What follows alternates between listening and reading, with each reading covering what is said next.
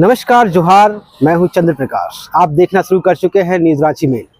Sirmatoli flyover का विवाद जो है वो थमने का नाम नहीं ले रहा। ऐसे में आपको बता दें, इस वक्त हम सिरमटोली स्थित सरना स्थल में आप पहुंचे हैं और आपको बता दें यहाँ पर तमाम आदिवासी संगठन हैं, उनके द्वारा आज एक मीटिंग बुलाई गई थी। इसके साथ ही आपको बताते चले कि कुछ दिन पहले मंत्री चमरा लिंडा भी यहाँ पर उपस्थित हुए थे और इंजीनियर को निर्देश भी दिए थे कि काम जो है वो जल्द शुरू किया जाए।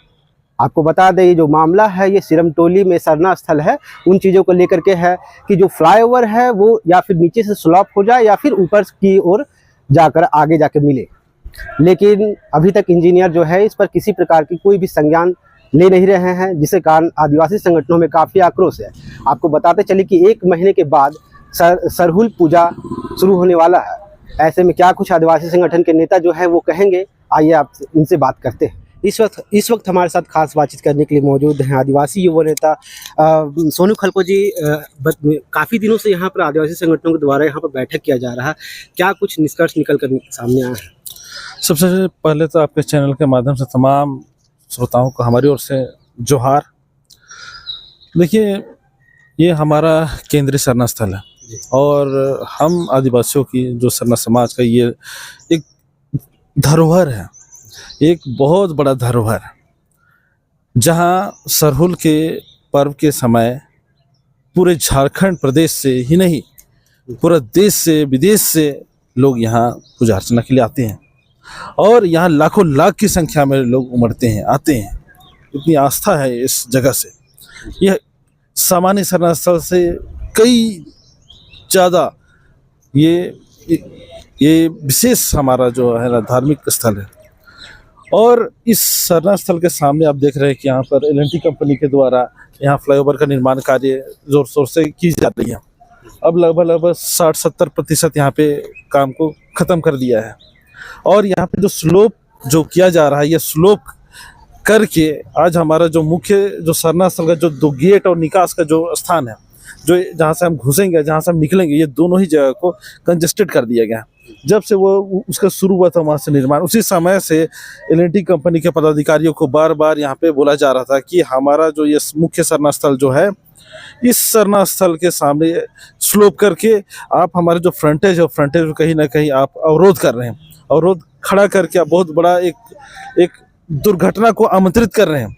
क्योंकि जब सरहुल के मौके पे जब हमारी माताएं, बहनें, भाई, पूरे जो सरना धर्मावलंबी जो हैं, जब सरहुल में जब यहाँ आएंगे तो उनके लिए एक कहिए कि एक बहुत बड़ा ये दुर्घटना का मतलब कि स्थान साबित हो जाएगा। क्योंकि यहाँ पर जो रोड की जो चौड़ाई है वो 10-12 फीट का कर दिया गया है। अब ऐसे परिस्थिति में लाखों लाख की संख्या को कैसे संभाला जाए, बहुत सारी बातें L&T कंपनी के जो पदाधिकारियों को, उनके अधिकारियों को कहा गया था। अच्छा, मंत्री चमरा लिंडा भी यहाँ पे आए थे, 30 सदस्यीय टीम को सीएम के पास भी ले जाया गया था मिलने के लिए, क्या कुछ आश्वासन सामने? देखिए, सबसे पहले तो उसी दरमियान जिस दिन हम लोगों ने रोड पे हम लोगों ने विरोध प्रदर्शन जब शुरू किया है ना, शांतिपूर्ण तरीके से, तब माननीय मंत्री जो कल्याण विभाग के हमारे आदरणीय चमरा लिंडा जी हैं, वो तुरंत आए और आकर के तुरंत निरीक्षण किया इस जगह का। और जगह का निरीक्षण करते हुए तुरंत उन्होंने स्पष्ट रूप से L&T कंपनी के अधिकारियों पदाधिकारियों को दम कड़े तेवर में कहा कि आप धर्म कर्म का स्थल को आप इस प्रकार से नजरअंदाज करते हुए आप ऐसे कंजेस्टेड नहीं कर सकते हैं। इसलिए आपको धार्मिक भावना को ध्यान में रखते हुए, हम आदिवासियों की धार्मिक भावना को ध्यान में रखते हुए आपको यहाँ पे काम करना पड़ेगा, स्पष्ट निर्देश दिया। लेकिन दुर्भाग्य है इस राज्य का, और दुर्भाग्य है हम आदिवासियों के कल्याण मंत्री का निर्देश को भी, आदेश को भी L&T कंपनी की इतनी हिम्मत हो गई, इतनी जरूरत हो गई उनके पदाधिकारियों को, उन्होंने नजरअंदाज करते हुए किसी भी प्रकार का कोई अभी तक एक्शन नहीं लिया है। और उसके बाद जब आदिवासी समुदाय ने जब आंदोलन का रूपरेखा को पकड़ते हुए आगे जब बढ़ा और जब यहाँ पे माननीय मुख्यमंत्री से जब मुलाकात हुई, तो उस दरमियान भी इस चीज़ों को स्पष्ट रूप से रखा गया कि हमारा जो एंटर जहाँ से हम कर रहे हैं सरना स्थल में और जहाँ से हम एग्जिट करेंगे, उस जगह को आप फ्री कर दिया जाए, खाली कर दिया जाए, समतल कर दिया जाए। तो माननीय मुख्यमंत्री ने भी हमें आश्वासन दिया था कि आप लोगों का जो भी धार्मिक भावना को देखते हुए, क्योंकि हम भी सरना है और हमारी भी धार्मिक जो उससे जो भावना उससे जुड़ी हुई है, तो उस चीज़ को बात को बोलते हुए उन्होंने हम लोग के सामने निर्देश दिया प्रशासन को, जिला प्रशासन को, जो प्रशासन पदाधिकारी बैठे तो उनको निर्देश देते हुए कहा कि आप लोगों को जल्द से जल्द 1 सप्ताह के अंदर में पूरा चीजों को आप लोग सही तरीके से लाइए मेरे पास और उसका त्वरित निदान करने का काम करिए। ये साफ तौर पे वहां पे विधानसभा में बैठक के दरमियान माननीय मुख्यमंत्री हेमंत सोरेन जी ने अधिकारियों को निर्देश दिया था। लेकिन दुर्भाग्य है कि ऐसे प्रशासनिक अधिकारी पदाधिकारी और रोड कंस्ट्रक्शन डिपार्टमेंट के अधिकारी पदाधिकारी और एलएनटी के अधिकारी पदाधिकारी सारे लोगों ने आदिवासी मुख्यमंत्री हेमंत सोरेन के जो आदेश था उस आदेश को अवहेलना करने का काम किया गया। महज 1 महीना और बचा हुआ सरहुल में, ऐसे में 200 से ज्यादा अखाड़ा जो यहाँ पहुँचते हैं, तो कैसे क्या कुछ यहाँ पर होगा? क्या लगता है? ये आक्रोश दिनों दिन बढ़ती जा रही है, क्योंकि जिस प्रकार से सरकार का आश्वासन मिला था आदिवासी समुदाय में एक प्रकार का हर्ष था कि चलो आज हमारे राज्य के जो यहाँ बोलते हैं अबुआ दिसुम अबुआ राज्य में है ना अबुआ सरकार है और अबुआ सरकार में आदिवासी मुख्यमंत्री है हमारे एक।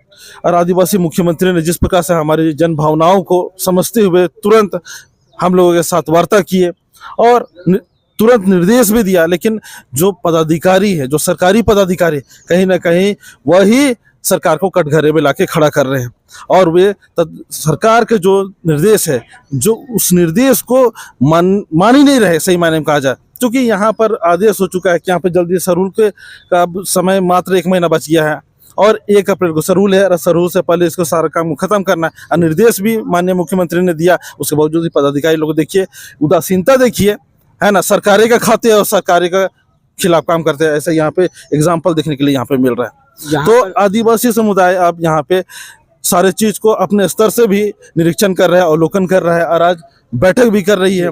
बैठक करके आगे की रूपरेखा और रणनीति भी बना रही है।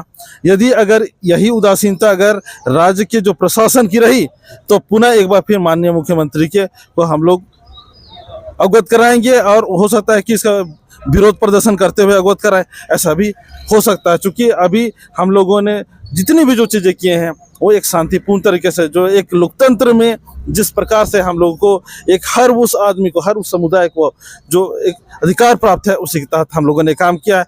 लेकिन यहाँ पर जो चीज़ें हैं कि यहाँ पर चीज़ें हैं कि कहीं ना कहीं यहाँ पे पूरे झारखंड में जो हम आदिवासियों की जो पहचान है उसको मिटाने का एक षड्यंत्र बड़े पैमाने पर हो रहा है। और हम आपके चैनल के माध्यम से हम कहना चाहते हैं वो विपक्ष के जो आदिवासी नेता है जो भारतीय जनता पार्टी के गोद में बैठे हुए हैं, उन नेताओं को शर्म नहीं आती है?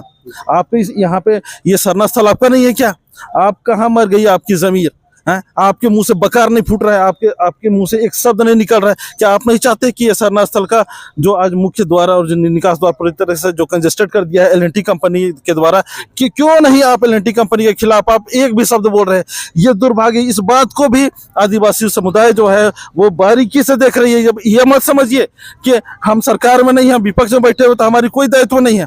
सरकार पक्ष और विपक्ष के संयुक्त प्रयास से चलती है और इस प्रयास में विपक्ष की भूमिका जो है इतनी संदेहास्पद है कि इस बात को अच्छी तरह से आदिवासी समुदाय समझ रही है और भारतीय जनता पार्टी के उन नेताओं को भी चेतावनी दे रही है कि आप अपना जो दायित्व है उस दायित्व का निर्वहन करिए और इस जो समस्या है हमारी उस समस्या के निदान में को करने में आप भी अग्रिम भूमिका अदा करिए, अन्यथा आपको भी सबक सिखाने का काम आदिवासी समुदाय करेगी। एक अंतिम प्रश्न होगा, जब ड्राइवर बनता है उससे पहले निरीक्षण के लिए अधिकारी भी यहाँ पर आते हैं, तो उस समय यहाँ जो आदिवासी संगठन है उनसे मिलने का काम भी किया गया था क्या पूछने को लेकर के? देखिए यहाँ पर सबसे पहले तो यहाँ पर जो बात है कि सबसे पहले डीपीआर जब बनती है तो डीपीआर बनने के बाद में राज्य सरकार के पास भी जाती है और जाने के बाद में वहाँ पे सारा चीज़ों को स्वीकृति मिलने के बाद आगे बढ़ती है ना, जो प्रक्रिया है अपना, है ना।